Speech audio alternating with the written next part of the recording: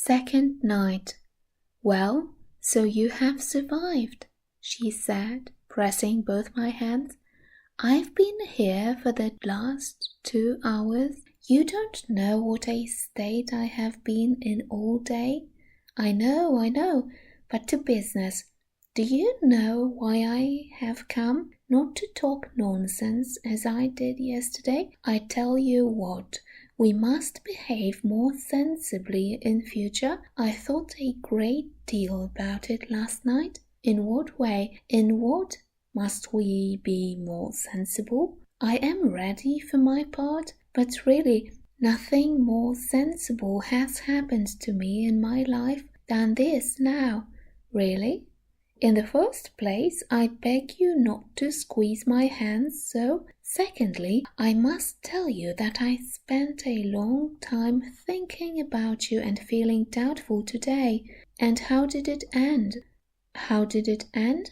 The upshot of it is that we must begin all over again, because the conclusion I reached today was that I don't know you at all, that I behaved like a baby last night, like a little girl, and of course the fact of it is that it's my soft heart that is to blame. That is, I sang my own praises, as one always does in the end when one analyzes one's conduct, and therefore to correct my mistake I've made up my mind to find out all about you minutely. But as I have no one from whom I can find out anything, you must tell me everything fully yourself. Well, what sort of men are you? Come, make haste, begin. Tell me your whole history. My history? I cried in alarm. My history? But who has told you I have a history? I have no history. Then how have you lived? If you have no history, she interrupted, laughing. Absolutely without any history. I have lived, as they say, keeping myself to myself, that is, utterly alone. Alone, entirely alone. Do you know what it means to be alone? But how alone? Do you mean you never saw anyone? Oh no, I see people, of course, but still I am alone. Why, do you never talk to anyone? Strictly speaking, with no one. Who are you, then? Explain yourself. Stay, I guess. Most likely, like me, you have a grandmother. She is blind and will never let me go anywhere, so that I have almost forgotten how to talk. And when I played some pranks 2 years ago, and she saw there was no holding me in, she called me up and pinned my dress to hers, and ever since we sit like that for days together. She knits a stocking, though she's blind, and I sit beside her, sew or read aloud to her. It's such a queer habit. Here for 2 years I've been pinned to her. Good heavens, what misery! But no, I haven't a grandmother like that. Well, if you haven't, why do you sit at home? Listen. Do you want to know the sort of man I am? Yes. In the strict sense of the word? In the very strictest sense of the word. Very well, I am a type. Type? What sort of type? Cried the girl, laughing, as though she had not had a chance of laughing for a whole year. Yes, it's very amusing talking to you. Look, here's a seat. Let us sit down. No one is passing here, no one will hear us, and begin your history, for it's no good your telling me. I know you have a history, only you are concealing it. To begin with, what is a type? A type? A type is an original. It's an absurd person, I said, infected by her childish laughter. It's a character. Listen. Do you know what is meant by a dreamer? A dreamer? Indeed, I should think I do know. I am a dreamer myself. Sometimes, as I sit by grandmother, all sorts of things come into my head. Why, when one begins dreaming, one lets one's fancy run away with one why I marry a Chinese prince, though sometimes it is a good thing to dream, but goodness knows, especially when one has something to think of apart from dreams, added the girl, this time rather seriously. Excellent. If you have been married to a Chinese emperor, you will quite understand me. Come, listen. But 1 minute. I don't know your name yet. At last. You have been in no hurry to think of it? Oh my goodness, it never entered my head. I felt quite happy as it was. My name is Nastenka. Nastenka, and nothing else? Nothing else. Why, is not that enough for you, you insatiable person? Not enough? On the contrary, it's a great deal, a very great deal, Nastenka. You kind girl, if you are Nastenka, for me from the first? Quite so. Well, listen, Nastenka. Now for this absurd history. I sat down beside her, assumed a pedantically serious attitude, and began as though reading from a manuscript. There are, Nastenka, though you may not know it, strange nooks in Petersburg. It seems as though the same sun as shines for all Petersburg, people does not peep into those spots, but some other different new one, bespoken expressly for those nooks. And it throws a different light on everything. In these corners, dear Nastenka, quite a different life is lived, quite unlike the life that is surging round us, but such as perhaps exists in some unknown realm, not among us in our serious, over-serious time. Well, that life is a mixture of something purely fantastic, fervently ideal, with something, alas, Nastenka, dingily prosaic and ordinary, not to say incredibly vulgar. Pooh! Good heavens! What a preface! What do I hear? Listen, Nastenka. It seems to me I shall never be tired of calling you Nastenka. Let me tell you that in these corners live strange people, dreamers.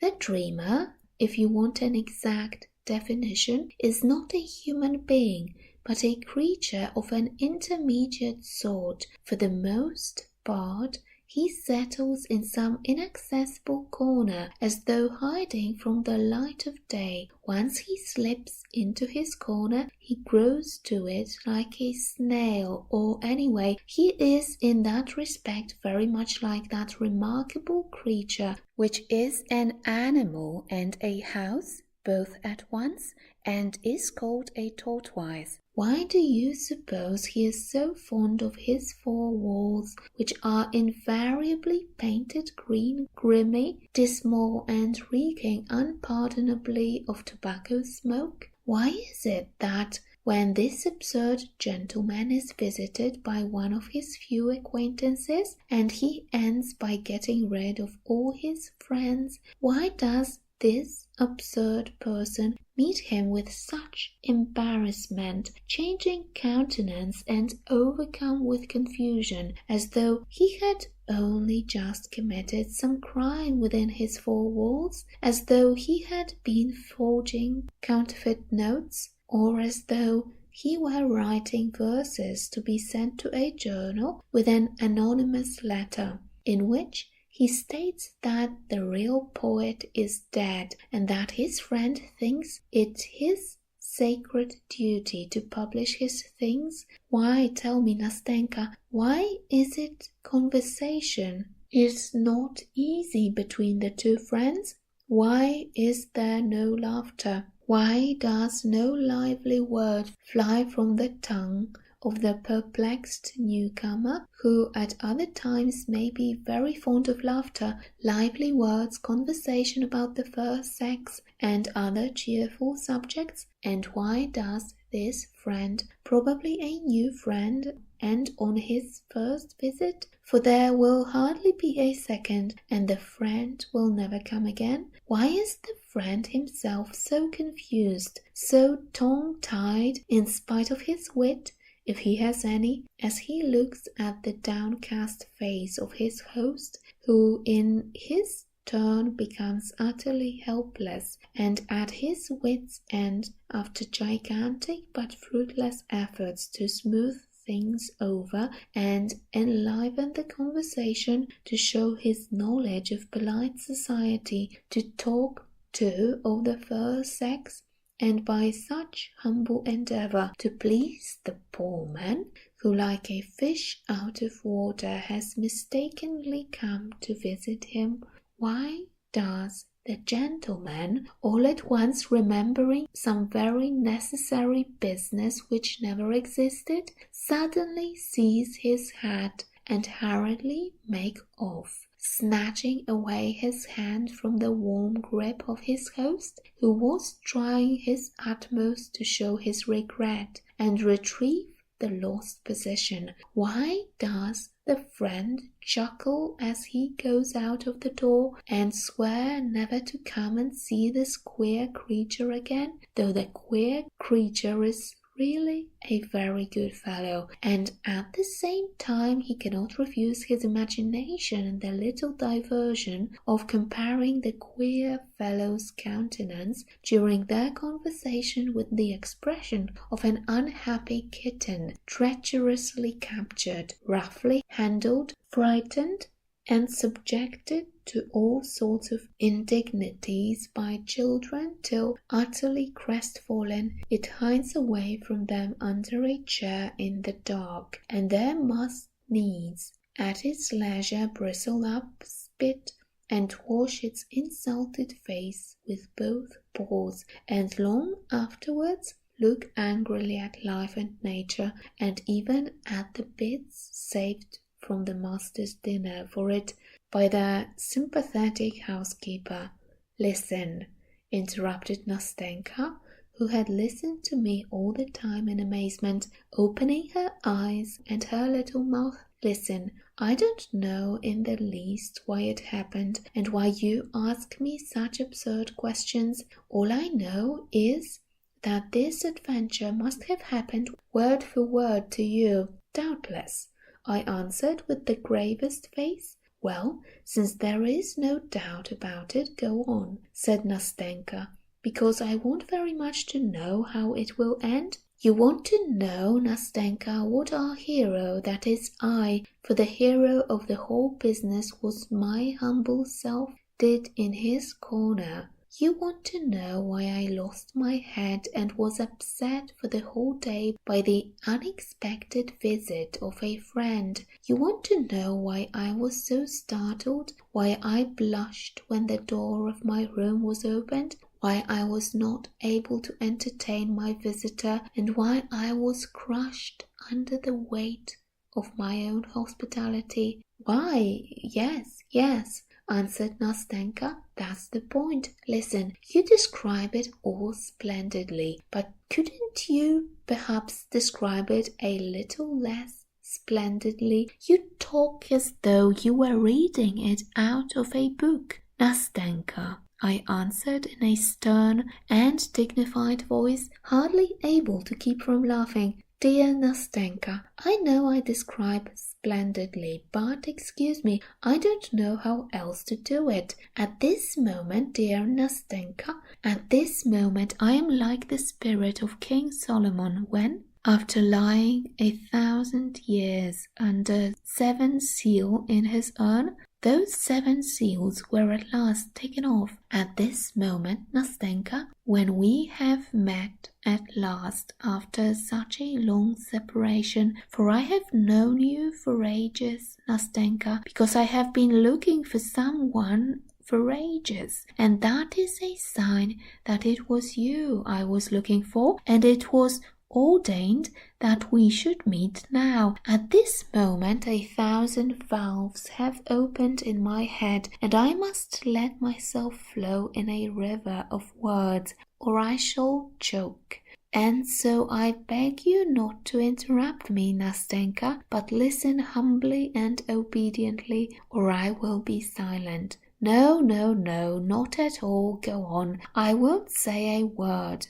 I will continue. There is, my friend Nastenka, 1 hour in my day which I like extremely. That is the hour when almost all business, work and duties are over, and everyone is hurrying home to dinner, to lie down to rest, and on the way all are cogitating on other more cheerful subjects relating to their evenings, their nights, and all the rest of their free time. At that hour, our hero, for allow me, Nastenka, to tell my story in the third person, for one feels awfully ashamed to tell it in the first person, and so at that hour our hero, who had his work too, was pacing along after the others, but a strange feeling of pleasure set his pale, rather crumpled-looking face working. He looked not with indifference on the evening glow which was slowly fading on the cold Petersburg sky. When I say he looked, I am lying. He did not look at it, but saw it as it were without realizing, as though tired or preoccupied with some other more interesting subject, so that he could scarcely spare a glance for anything about him. He was pleased, because till next day he was released from business irksome to him, and happy as a schoolboy let out from the classroom to his games and mischief. Take a look at him, Nastenka. You will see at once that joyful emotion has already had an effect on his weak nerves and morbidly excited fancy. You see he is thinking of something. Of dinner, do you imagine? Of the evening? What is he looking at like that? Is it at that gentleman of dignified appearance who is bowing so picturesquely to the lady who rolls by in a carriage drawn by prancing horses? No, Nastenka, what are all those trivialities to him now? He is rich now with his own individual life. He has suddenly become rich, and it is not for nothing that the fading sunset sheds its farewell gleams so gaily before him, and calls forth a swarm of impressions from his warmed heart. Now he hardly notices the road on which the tiniest details at other times would strike him. Now the goddess of fancy, if you have read Zhukovsky, dear Nastenka, has already with fantastic hand spun her golden warp and began waving upon its patterns of marvelous magic life. And who knows, maybe her fantastic hand has borne him to the seventh crystal heaven, far from the excellent granite pavement on which he was walking his way. Try stopping him now. Ask him suddenly where he is standing now, through what streets he is going. He will probably remember nothing, neither where he is going nor where he is standing now, and flushing with vexation he will certainly tell some lie to save appearances. That is why he starts, almost cries out, and looks round with horror when a respectable old lady stops him politely in the middle of the pavement and asks her way. Frowning with vexation, he strides on, scarcely noticing that more than one passer-by smiles and turns round to look after him, and that a little girl, moving out of his way in alarm, laughs aloud, gazing open-eyed at his broad meditative smile and gesticulations. But fancy catches up in its playful flight the old woman, the curious passers-by, and the laughing child, and the peasants spending their nights in their barks. On Fontanka, our hero, let us suppose, is walking along the canal side at that moment, and capriciously weaves everyone and everything into the canvas like a fly in a spider's web, and it is only after the queer fellow has returned to his comfortable den with fresh stores for his mind to work on, has sat down and finished his dinner, that he comes to himself when Matrona, who waits upon him, always thoughtful and depressed, clears the table and gives him his pipe. He comes to himself then and recalls with surprise that he has dined, though he has absolutely no notion how it has happened. It has grown dark in the room. His soul is sad and empty. The whole kingdom of fancies drops to pieces about him, drops to pieces without a trace, without a sound, floats away like a dream, and he cannot himself remember what he was dreaming, but a vague sensation faintly stirs his heart and sets it aching. Some new desire temptingly tickles and excites his fancy, and imperceptibly evokes a swarm of fresh phantoms. Stillness reigns in the little room. Imagination is fostered by solitude and idleness. It is faintly smouldering, faintly simmering, like the water with which old Matrona is making her coffee as she moves quietly about in the kitchen close by. Now it breaks out spasmodically, and the book, picked up aimlessly and at random, drops from my dreamer's hand before he has reached the 3rd page. His imagination is again stirred and at work, and again a new world, a new fascinating life opens vistas before him, a fresh dream, fresh happiness, a fresh rush of delicate, voluptuous poison. What is real life to him? To his corrupted eyes we live, you and I, Nastenka, so torpidly, slowly, insipidly. In his eyes we are all so dissatisfied with our fate, so exhausted by our life, and truly, see how at first sight everything is cold, morose, as though ill-humoured among us. Poor things! Thinks our dreamer, and it is no wonder that he thinks it. Look at these magic phantasms, which so enchantingly, so whimsically, so carelessly and freely group before him in such a magic animated picture, in which the most prominent figure in the foreground is, of course, himself, our dreamer, in his precious person. See what varied adventures, what an endless swarm of ecstatic dreams. You ask, perhaps, what he is dreaming of. Why ask that?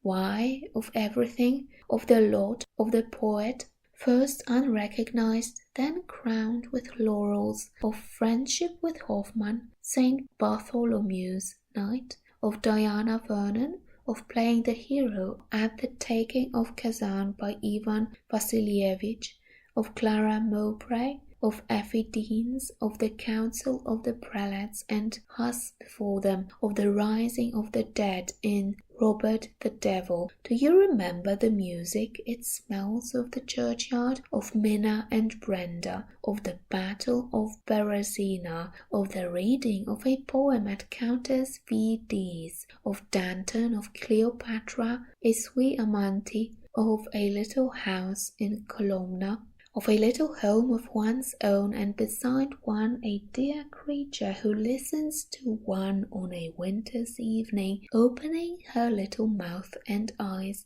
as you are listening to me now, my angel. No, Nastenka, what is there for him, voluptuous sluggard, in this life for which you and I have such a longing? He thinks that this is a poor pitiful life, not foreseeing that for him too, maybe, sometimes the mournful hour may strike when for one day of that pitiful life he would give all his years of fantasy, and would give them not only for joy and for happiness, but without caring to make distinctions in that hour of sadness, remorse, and unchecked grief. But so far that threatening has not arrived. He desires nothing, because he is superior to all desire, because he has everything, because he is satiated, because he is the artist of his own life, and creates it for himself every hour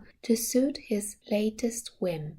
And you know this fantastic world of fairyland is so easily, so naturally created, as though it were not a delusion. Indeed, he is ready to believe at some moments that all this life is not suggested by feeling, is not mirage, not a delusion of the imagination, but that it is concrete, real, substantial. Why is it, Nastenka? Why is it at such moments one holds one's breath? Why, by what sorcery, through what incomprehensible caprice, is the pulse quickened?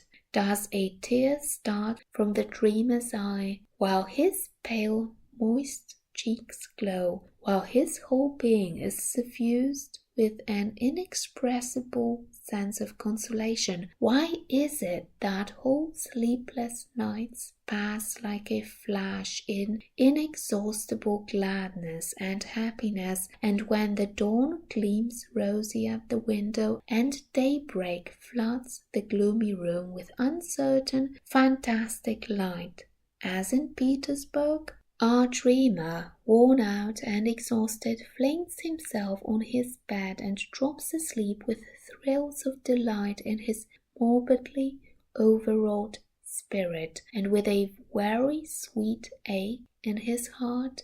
Yes, Nastenka, one deceives oneself and unconsciously believes that real, true passion is stirring one's soul. One unconsciously believes that there is something living, tangible in one's immaterial dreams. And is it delusion?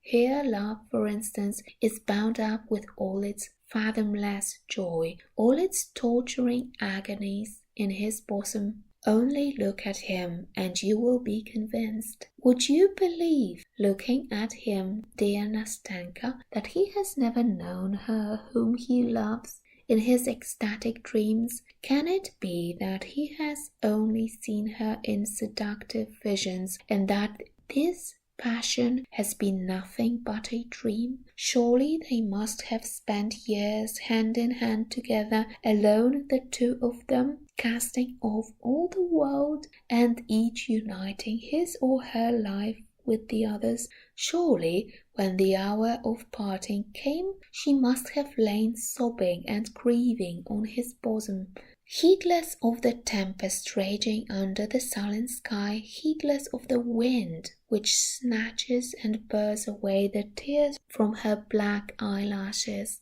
Can all of that have been a dream? And that garden, dejected, forsaken, run wild, with its little moss-grown paths, solitary, gloomy, where they used to walk so happily together, where they hoped, grieved, loved each other so long and so fondly, and that queer ancestral house where she spent so many years, lonely and sad with her morose old husband, always silent and splenetic, who frightened them, while timid as children they hid their love from each other. What torments they suffered, what agonies of terror, how innocent, how pure was their love, and how, I need hardly say, Nastenka, malicious people were.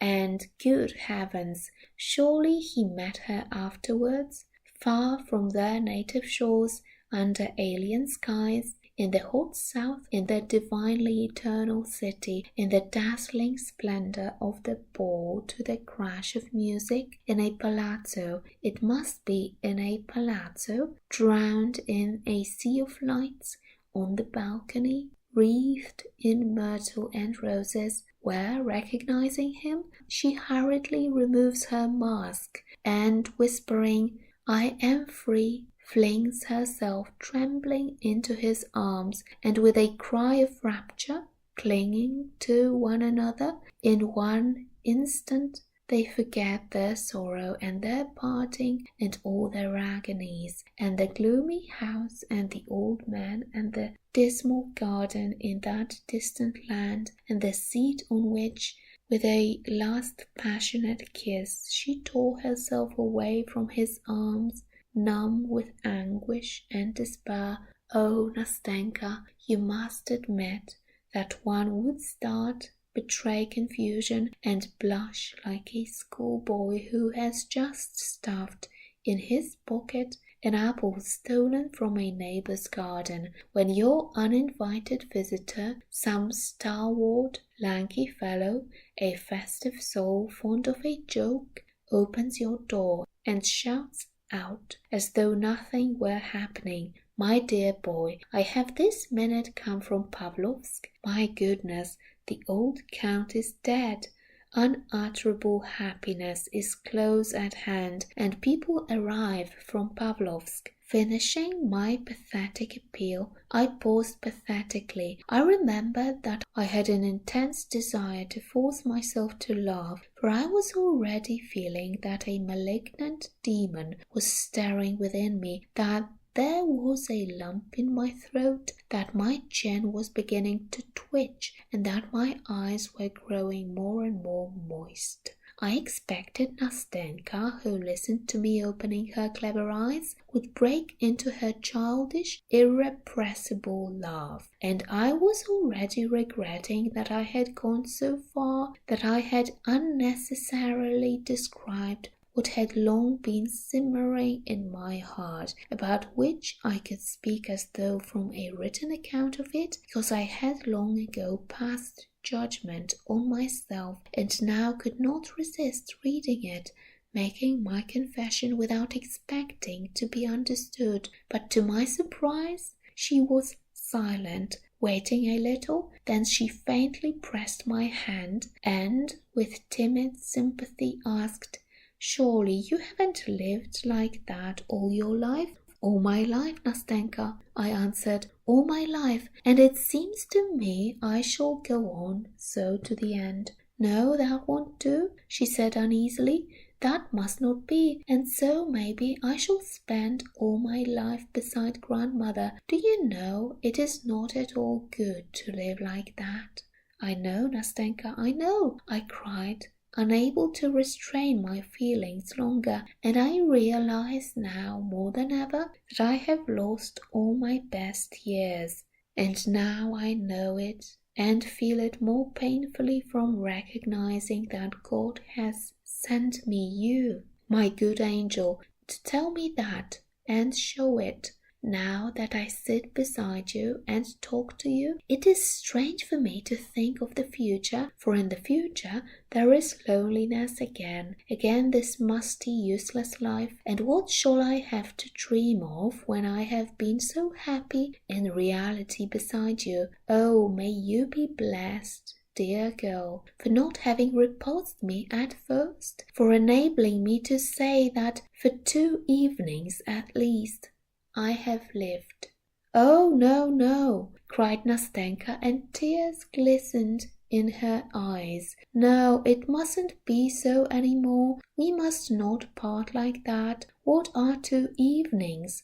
Oh, Nastenka, Nastenka, do you know how far you have reconciled me to myself? Do you know now that I shall not think so ill of myself as I have at some moments? Do you know that, maybe, I shall leave off grieving over the crime and sin of my life, for such a life is a crime and a sin, and do not imagine that I have been exaggerating anything. For goodness sake, don't think that, Nastenka, for at times such misery comes over me, such misery, because it begins to seem to me at such times that I am incapable of beginning a life in real life, because it has seemed to me that I have lost all touch, all instinct for the actual, the real, because at last I have cursed myself, because after my fantastic nights I have moments of returning sobriety which are awful. Meanwhile, you hear the wail and roar of the crowd in the vortex of life around you. You hear, you see men living in reality. You see that life for them is not forbidden, that their life does not float away like a dream, like a vision, that their life is being eternally renewed, eternally youthful, and not 1 hour of it is the same as another, while fancy is so spiritless, monotonous to vulgarity, and easily scared, the slave of shadows of the idea, the slave of the first cloud that shrouds the sun, and overcasts with depression the true Petersburg heart, so devoted to the sun. And what is fancy in depression? One feels that this inexhaustible fancy is weary at last, and worn out with continual exercise, because one is growing into manhood, outgrowing one's old ideals. They are being shattered into fragments, into dust. If there is no other life, one must build one up from the fragments, and meanwhile the soul longs and craves for something else, and in vain the dreamer rakes over his old dreams, as though seeking a spark among the embers to fan them into flame, to warm his chilled heart by the rekindled fire, and to rouse up in it again all that was so sweet, that touched his heart, that set his blood boiling, drew tears from his eyes, and so luxuriously deceived him. Do you know, Nastenka, the point I have reached? Do you know that I am forced now to celebrate the anniversary of my own sensations, the anniversary of that which was once so sweet, which never existed in reality, for this anniversary is kept in memory of those same foolish, shadowy dreams, and to do this because those foolish dreams are no more, because I have nothing to earn them with.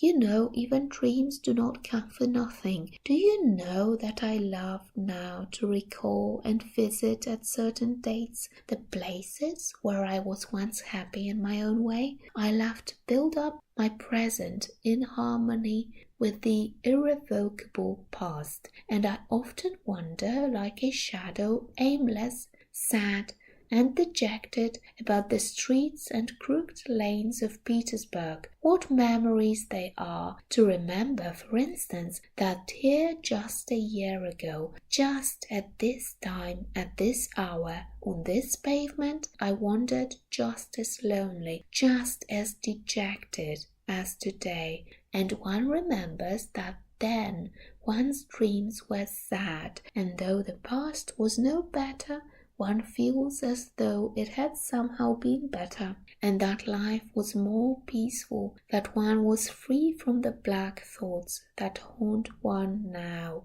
that one was free from the knowing of conscience, the gloomy, sullen knowing, which now gives me no rest by day or by night. And one asks oneself, where are one's dreams? And one shakes one's head and says how rapidly the years fly by, and again one asks oneself, what has one done with one's years? Where have you buried your best days? Have you lived or not?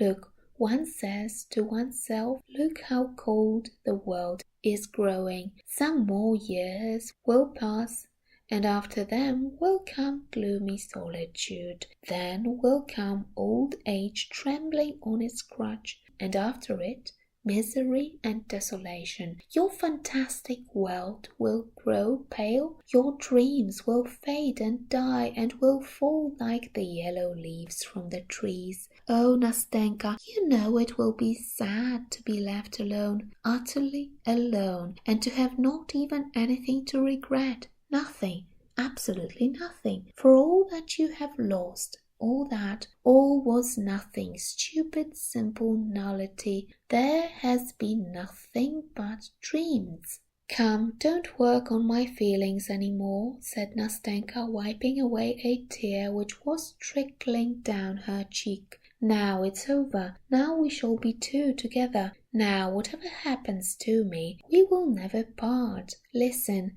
I am a simple girl. I have not had much education, though grandmother did get a teacher for me. But truly, I understand you. For all that you have described, I have been through myself. When grandmother pinned me to her dress, of course, I should not have described it so well as you have. I am not educated, she added timidly, for she was still feeling a sort of respect for my pathetic eloquence and lofty style. But I am very glad that you have been quite open with me. Now I know you thoroughly, all of you. And do you know what? I want to tell you my history too, all without concealment, and after that you must give me advice. You are a very clever man. Will you promise to give me advice? Ah, Nastenka, I cried, though I have never given advice, still less sensible advice. Yet I see now that if we always go on like this, that it will be very sensible, and that each of us will give the other a great deal of sensible advice. Well, my pretty Nastenka, what sort of advice do you want? Tell me frankly. At this moment I am so gay and happy, so bold and sensible, that it won't be difficult for me to find words. No, Nastenka interrupted, laughing. I don't only want sensible advice. I want warm brotherly advice, as though you had been fond of me all your life. Agreed, Nastenka, agreed, I cried, delighted. And if I had been fond of you for 20 years, I couldn't have been fonder of you than I am now. Your hand, said Nastenka. Here it is, said I, giving her my hand. And so let us begin my history.